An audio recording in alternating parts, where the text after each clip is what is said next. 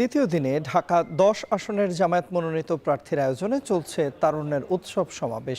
এ বিষয়ে বিস্তারিত জানাতে আমাদের সঙ্গে যুক্ত আছেন সহকর্মী হোসেন জাহিদ। চলে যাচ্ছি জাহিদের কাছে। জাহিদ, তারুণ্যের উৎসবে কারা যোগ দিয়েছেন এবং প্রার্থী কি বলছেন, বিস্তারিত জানাবেন আমাদের। তন্ময়, তারুণ্যের উৎসবে তরুণদেরই অংশগ্রহণ বেশি দেখতে পাচ্ছি এবং এই আসনের জামায়াত মনোনীত যে প্রার্থী আছেন তিনিও, যেটি শোনা যাচ্ছে, তিনিও চট্টগ্রাম বিশ্ববিদ্যালয়ের কেন্দ্রীয় ছাত্র সংসদের ভিপি পদে নির্বাচিত ছিলেন। তিনিও হৃদয়ে তারুণ্য ধারণ করেন, এমনটি কিন্তু এখানকার বক্তারাও একই বক্তব্যে তুলে আনছেন। এর পাশাপাশি এই ঢাকা 10 আসনে যারা ইসলামী ছাত্র শিবিরের সঙ্গে যুক্ত আছেন কিংবা জাতীয় ছাত্র শক্তির সঙ্গে যুক্ত আছেন, এমন অসংখ্য নেতাকর্মীকে আমরা দেখতে পেয়েছি। এর পাশাপাশি যেহেতু একটি অংশে রবীন্দ্র সরোবর, একটি অংশে পুরুষরা আসন গ্রহণ করেছেন, আরেকটি অংশে নারীদের জন্য এখানে বিশেষ ব্যবস্থা রয়েছে, সেখানেও তারা এখানে আসন গ্রহণ করেছেন। এর পাশাপাশি যেহেতু এটিকে তারুণ্যের উৎসব বলা হচ্ছে, সমাবেশের চেয়ে এটিকে উৎসবটাকেই মুখ্য হিসেবে ধরা হচ্ছে। এই উৎসবের একটি অংশ হিসেবে কিন্তু তন্ময় সাংস্কৃতিক অনুষ্ঠানের একটি পর্ব রয়েছে এবং ইতিমধ্যেই সেই শান্তকালীন সাংস্কৃতিক উৎসবে কি হবে তার আলামত কিন্তু আমরা পেয়েছি।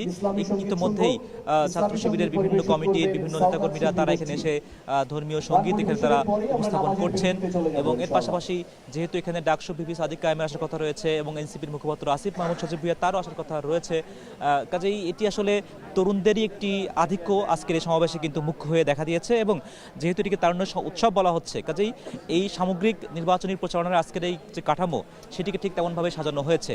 এবং যেই প্রক্রিয়ার কথাটি বলছিলাম, যেহেতু এই আসনে বিএনপির পক্ষ থেকে মনোনয়ন প্রার্থী শেখ রবিউল ইসলাম এবং জামায়াত মনোনীত প্রার্থী 10 দলীয় জোটের মনোনয়ন প্রার্থী অ্যাডভোকেট জসিমউদ্দিন সরকার, এই দুজনের মধ্যেই মূলত আসলে নির্বাচনী যে লড়াইটি সেটি জমে উঠবে বলে কিন্তু ধারণা করা হচ্ছিল এবং তারই একটি কিছুটা আলামত আমরা যেহেতু এখনকার সংবাদে এখানে অবস্থান করছি, রাজধানী 10 এই আসন জুড়ে আমরা অন্যান্য দিকগুলোতেও নির্বাচনী প্রচারণা কেমন জমে উঠেছে সেটি আমরা দেখব।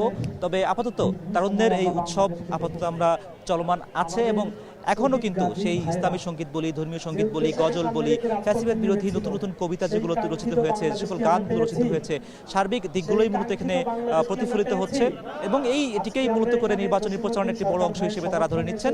এটি তারা চলমান রাখবেন তেমন আশ্বস্ত কিন্তু করছেন। তন্ময়, আমরা পরবর্তী সংবাদে রাজধানীর অন্য কোনো আসন থেকে সেখানকার নির্বাচনী খবর জানতে যুক্ত হব। আপাতত এই ছিল আমার কাছে সর্বশেষ। রবীন্দ্র সরোবর থেকে যুক্ত হয়েছিলেন সহকর্মী হোসেন জাহিদ।